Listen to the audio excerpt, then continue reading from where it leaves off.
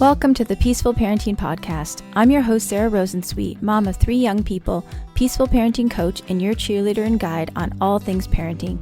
Each week, we'll cover the tools, strategies, and support you need to end the yelling and power struggles and encourage your kids to listen and cooperate so that you can enjoy your family time. I'm happy to say we have a great relationship with our 3 kids. The teen years have been easy and joyful, not because we're special unicorns, but because my kids were raised with peaceful parenting. I've also helped so many parents just like you stop struggling and enjoy their kids again. I'm excited to be here with you today and bring you the insight and information you need to make your parenting journey a little more peaceful. Let's dive into this week's conversation. Hey there, welcome back to another episode of the Peaceful Parenting Podcast. For the month of August, we're re-releasing some of our favorite episodes from the past over 3 years of recording this podcast. And today is the last of our re-releases, and it is an episode about what to do when your child says, I hate you. This was actually my daughter's idea. My daughter, Maxine, when we recorded this, she was 15, and now she's 17. And she said, hey, Mom, you should tell parents what to do when their kid says, I hate you. So I asked her if she could come on the podcast, and she said, yeah. So let's dive into a re-release of one of our favorite episodes about what to do when your kid says, I hate you. Please share this with somebody who you think needs to hear it today. And don't forget to go to Apple and Spotify, leave us a 5-star rating and a review on Apple. Would be amazing. It helps us reach more people. Today's episode is about what do you do when your child says, I hate you. And I actually thought of this because my teenage daughter, said to me the other day, hey, Mom, you should tell parents when their kid says, I hate you, blah, blah, blah. And so I asked her actually if she'd be willing to come on the podcast and talk about it. She said yes. So she's going to come on in the second part of this podcast and give us her teenager/kid perspective about when kids say, I hate you. Before Maxine comes on, I thought I would just share with you why kids say this and what we should do when they do. I think you would be an unusual parent if you make it through your whole kid's childhood without hearing I hate you at least once. Okay, so first thing we want to do if we hear I hate you is just try and calm ourselves, right? Stop, drop, and breathe. Responding with more aggression or getting upset ourselves is just going to escalate the situation. One person at least needs to stay calm in a situation where somebody is very upset. And obviously your child is very upset if they're going to say I hate you. If staying calm is hard for you, I'm not going to go into a ton about that in this little shorty episode, but you can check out my free How to Stop Yelling at Your Kids course. It's all about staying calm when kids are pushing our buttons and lots of strategies there. And it's a free course, so just go to sararosensweet.com/yelling. We will link to it in the show notes for you. So if staying calm, step 1, when your kid says, I hate you, if staying calm is hard for you, get some more support around that. It's really the first thing that we want to do in any difficult parenting situation. It's our first big idea of peaceful parenting, is that focus on self-regulation, using our pause button, that stop, drop, and breathe, so that we can calm ourselves, so that we can be the calm in the situation, help our child co-regulate, and also be able to use the strategies that I'm going to share with you. So the second thing you want to do when you hear I hate you is remind yourself that your child is hijacked and that what you're seeing is the fight of the fight, flight, or freeze response, right? That fight, I hate you, is when we've gotten hijacked by our own big feelings and our own big feelings have registered in our body as an emergency. The nervous system and amygdala and limbic system take over and put out that emergency response without us even realizing what's happened. And that emergency response system takes over. You see the fight, I hate you. Maybe it'll even be combined with the flight of running away and slamming the door. But just remember, when we are hijacked by fight, flight, or freeze, the person in front of us looks like the enemy. And that's when we say things that we regret and that we don't mean. So your child really doesn't hate you. It's just a response from being hijacked, and it's a way that your child is showing you how big their feelings are, right? When we're really upset, we say the worst things that occur to us to show the other person how upset we are. I love what my mentor, Dr. Laura Markham, taught me about hate, which she taught me that hate is not an emotion. Hate is a position that we take when we're afraid that we're never going to work it out. So if one of your kids says to their sibling, I hate you, or I hate them, it's this feeling that they're never going to work it out. They're never going to have a good relationship.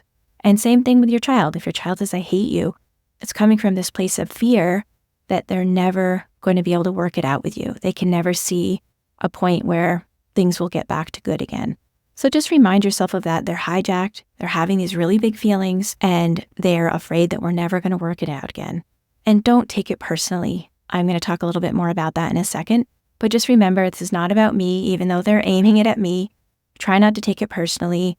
They're having a hard time, not giving you a hard time. The next thing you want to think about is, how do you respond to the feeling that's driving the behavior, right? In peaceful parenting, we always want to think about not just what's the behavior that we see on the surface. You don't want to just respond to that. So someone who's doing more conventional parenting might say, you're not allowed to say that to me. I never want to hear those words again.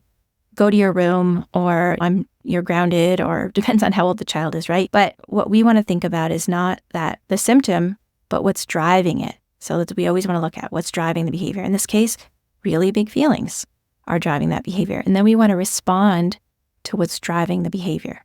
How can I let my child know that I understand how they feel, acknowledge their point of view? Oh, you must be so upset to say that. So again, you've heard me talk before about empathic limits or leading with empathy. So you must be so upset to say that to me. I hear you. You're really unhappy that I blah, blah, blah. So we just want to empathize, let our child know that we understand. And if you're at this point thinking, Sarah, how can I can't let my child get away with speaking to me like that. If your child is really little, they're just learning, I would just let it go. Really, honestly, if your 4-year-old says, I hate you, and it probably would be followed up with, you're not coming to my birthday party, which I always found hilarious because who did they think was throwing them the birthday party? But if your child says, I hate you, and they're little, don't even worry about it. Stop, drop, and breathe. Don't take it personally. Respond to the feeling and just let it go. You just want to focus on empathizing and de-escalating the situation. Maybe your child you're really unhappy about this. Do you want a hug? Is there anything I can do to help you feel better? Just like you would any other meltdown or any other upset or tantrum.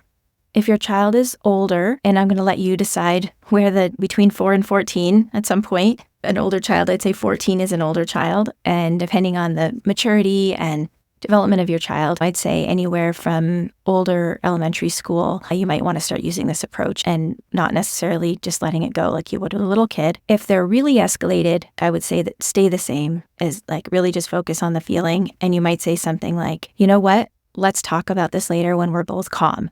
So you can ask for a break if they're older. You're going to say, I want to hear about what you have to say, and let's talk about this later when we're both calm. Let's take a break. And notice how I'm saying when we're both calm, even if it's only your child who's upset. Nobody would like it if you say, let's talk about this later when you're calm. When we're both calm, let's talk about this later. I want to hear what you have to say.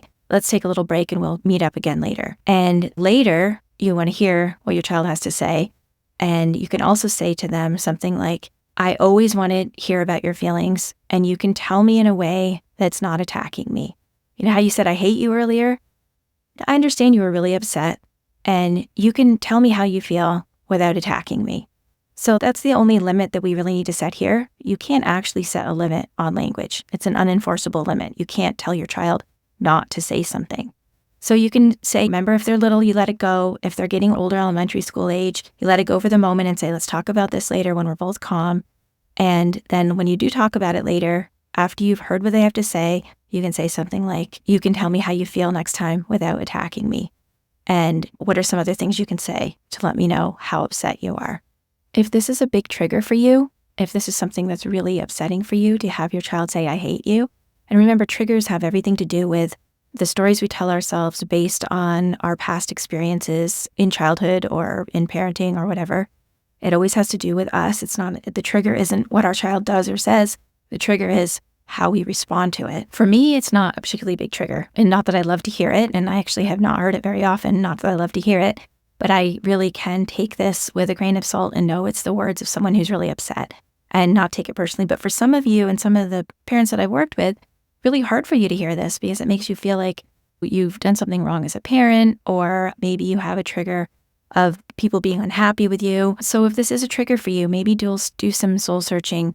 In the Stop Yelling course that I mentioned, there's actually a lot of work around figuring out what your triggers are and working on them. But do a little thought process with yourself. Why is that so upsetting to me? What am I afraid of? And give yourself some compassion. Nobody likes to hear I hate you. And even if you know your child doesn't mean it, but it's upsetting to you, give yourself some compassion because this is really hard. And I know some of you out there might be thinking, how can Sarah be suggesting that we just let our children speak to us this way? Isn't not giving them a consequence or letting them know how unhappy we are with them, isn't that just giving them free rein to just treat us poorly? You know what? Think about the last time you were rude to someone that you love or snappish with someone that you love. Think about if you came home from work and you had a really hard day and you're slamming around the kitchen and feeling resentful about everything that you had to do and work stress was still on your mind, and your partner walks in and you say something really snappish to your partner. How would you want your partner to respond? Would you want your partner to say, all right, that's it. I'm not speaking to you for the rest of the night because I don't want you to think you can talk to me that way? Or would you want your partner to say something like, hey, you must have had a really hard day. I'm here. How can I help? Would you like a hug? Because this is the thing. We don't want to talk to people that way. We don't want to treat the people that we love badly. And if we do, or if our children are treating us poorly and saying mean things to us, it's because there's something going on. They're hijacked. They're low on resources. They can't picture that we'll ever be able to work it out. Anytime we or our children are acting out of alignment with connection, I'm sure you've heard me say this before on the podcast, we're wired for connection. We're wired to be loving with the people that love us and who we love.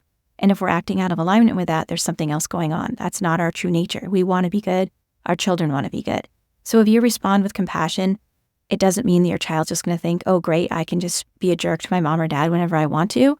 They'll think, they really get me. They really understand me. Just like you would think if your partner responded to you with compassion when you were having a hard time and you said something that was less than kind and not very loving to your partner. You wouldn't come away from that thinking, oh, great, I can just treat my partner like dirt. You would come away from that thinking, I feel so seen and heard and understood.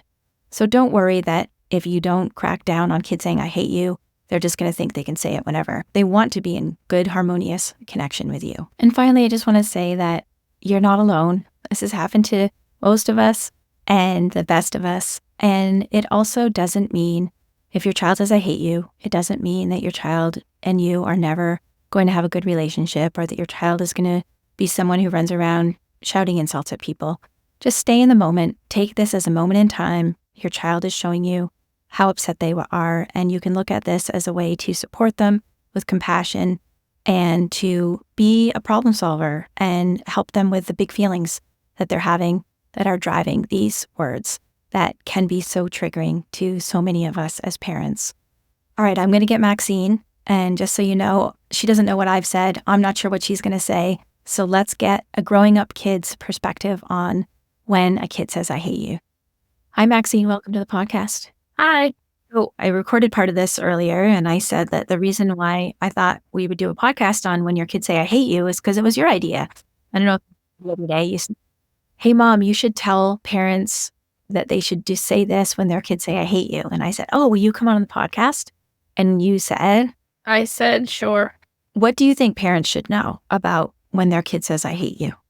I think for me, when I've told you that I hated you, it was not because I was actually saying I hate you. It was just when kids think about a word that's how to express they're angry, then that's the first thing that they think of. Because hate is I hate this and I hate that. But instead of kids don't know how to say, I'm angry at you, they just say, I hate you, but they don't actually hate you.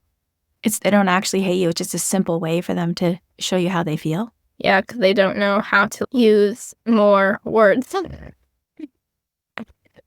Yeah, that makes sense. How do you think parents would respond when kids say, I hate you? Or what should they do?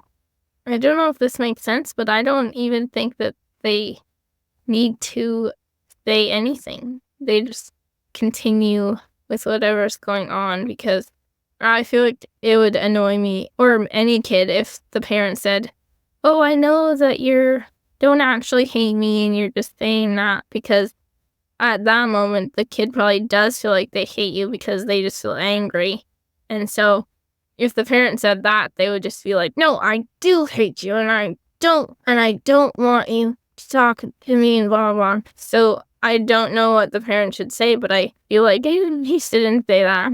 Okay, that's good because I didn't cover this. So definitely don't say you don't mean that. Yeah, because they probably won't mean that after they're not mad anymore, but they probably do feel like they mean that because that's just how they're saying that they feel when they just feel angry. That makes so much sense. Nobody likes to be told that what they're feeling isn't real, right? Yeah, or if someone said, I'm really sad, and the parent said, no, you're not sad, you're happy, then the kid would just be like, what the heck? Yeah, totally. And so what I said, tell me if you agree with this, because what I said to the parents is that they should empathize and say, you must be really angry at me to say that. I hear you. You're really not happy about whatever the thing is. Yeah, I don't know. You're the expert, but Well, you're feel the like- kid. I feel like that might be a good thing to say, but I noticed I don't really say I hate you anymore to you. No, used I to know, say that's that a good. lot, but now I figure out other ways how to express my anger to you. Yeah. A couple times when you were little, you said, I hate you. And then you wrote me a note that said, I'm sorry, I don't hate you. I did do that a lot. One thing, I want to go back to something you just said, which is you said parents shouldn't do anything when a kid says, I hate you. So do you also partly mean that they should just not really respond, that they should just not have a big reaction? Yeah, don't be like, why did you say that? Saying I hate you is not nice and you shouldn't tell people that you hate them. I feel like that would make a kid more upset in a different way. Yeah. Yeah, that makes sense. So do you think there's any difference between a little kid saying I hate you and a bigger kid saying I hate you? I think little kids, as I said, when they say I hate you, they don't actually mean it. But I feel like, how big of a kid do you mean? Because a grown-up person saying a grown-up kid. Like 25? Maybe pretty they unusual. actually do mean it because they know how to say what they're feeling. But I feel like anywhere to a little kid to my age, they usually don't mean that they actually hate you. Yeah, for sure. Because I've said that I hate you to you and Dad before, but I've never actually meant it. I was just like angry or upset. Is there anything parents could do that would make their kid not say I hate you? I don't think that the kids say it because of something that the parents say. It's just a way of them expressing how they're feeling, as I said before. And they don't know how to say how they're feeling in any other way. Makes sense. I feel like I'm like saying the same thing over and over again. Sometimes people need to hear things more than once so that they understand. Thank you. Was there anything that you wish I'd asked you or that you want to add about when kids say I hate you? I would say to wrap things up, don't take offense to it because most of 98% of the time kids don't actually mean it and they're just upset because kids have very few ways of showing that they're upset. Number one, saying I hate you if they're angry. Number two, crying if they're sad. And then there's one that's just like totally crazy where they're just like screaming. And those Yeah. are like the top three. And don't take offense to it. And if you have a strong reaction, then I feel like it would make the kid even more mad. So don't scold them for saying I hate you and just sympathize with them and don't tell them that they said something wrong because then after they're done being mad, it will make them feel even more bad that they said that they hated you if you make it a big deal. Oh, that is so wise, girl. Listen, I almost could have not said any of the things I said in the beginning of the podcast, and we could have just had you because you've said such great things. Okay, here's another question for you. If a child, so I guess we aren't wrapping things up quite yet, but if a child doesn't say I'm sorry to a parent like you always did, do you think the parent should say anything? Or do you think the child feels bad and doesn't want to say something? Or what do you think? I think sometimes kids are sad, but maybe they don't realize that something that they said was sad and they just think that something else is making them upset. So maybe if your kid says that they hate you and then they don't apologize or something after, you could just say something like, I just wanted to tell you that I don't feel sad that you said I hate you. I know that you were just really upset and I'm not upset at you for saying that. Oh my gosh. And you didn't hurt my feelings or anything, so please don't feel sad about it. Oh my gosh, you are going to be such a good parent if you ever have kids. That is such a beautiful thing to say, girl. Aw. And it's true, right? Maybe they're not saying anything because they just feel really bad and they don't want to bring it up again. But so I think that's so gracious. Your suggestion is so gracious to just tell your child, I forgive you. I'm not upset with you. I know that you didn't mean it, when they're feeling calm again. Yeah. Thanks, Maxine. You're welcome. Thanks for listening to this week's episode. I hope you found this conversation insightful and exactly what you needed in this moment. Be sure to subscribe to the show on your favorite podcast platform and leave us a rating and review on Apple Podcasts. Remember that I'm rooting for you. I see you out there showing up for your kids and doing the best you can. Sending hugs over the airwaves today. Hang in there. You've got this.